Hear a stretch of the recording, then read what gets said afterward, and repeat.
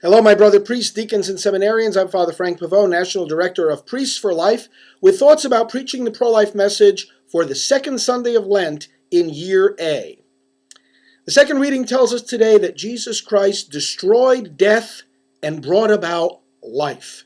Isn't that what the church is about in our pro-life commitment? Isn't that the work of Jesus Christ? That work about which he converses in today's Gospel of the Transfiguration with Moses and Elijah, the exodus that he was going to undergo. The Lucan version of what we read today in Matthew tells us the subject of the conversation. And this exodus, this passion of Jesus to destroy death and restore life, was not easy for him, just as the exodus of the people out of slavery in Egypt and into new life was not easy for them, just like our exodus is not easy for us. That transition from death to life, from sin to grace, from evil to good, is always hard. Repentance, Lenten repentance, the repentance of Christian life is always hard, is always challenging, because we're moving from what is comfortable and familiar to what is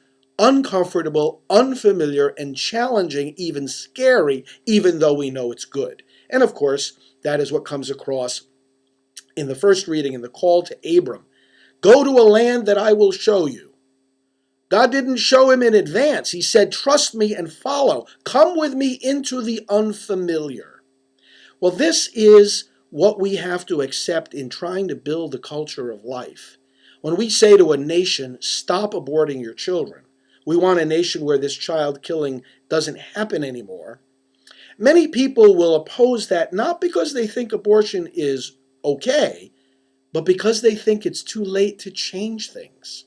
They're too scared of what the transition will involve. They're too afraid of the unfamiliar territory of a nation without abortion. We even see this in the court decisions that have reaffirmed Roe v. Wade. What will we do now that women have come to rely on abortion as an option? What can we possibly do? Some people will ask, what will happen when we have all these babies, that these millions of babies that now were aborted? What if they were around? What would we do? And in fact, similar fears were expressed about abolishing slavery. What will we do with all the slaves, and will they be able to take care of themselves? Brothers and sisters, it's time to embrace a culture of life with that kind of boldness, with that kind of courage that Jesus was instilling in the apostles and that he wants to instill in us. That God himself instilled in the heart of Abram, who became Abraham. Come with me into an unfamiliar land. Don't worry about the fact that the changes challenge you. Focus on the fact that it is the right way and that I'm the one guiding you there. In the light of these readings, let us exhort our people to build the culture of life. God bless you.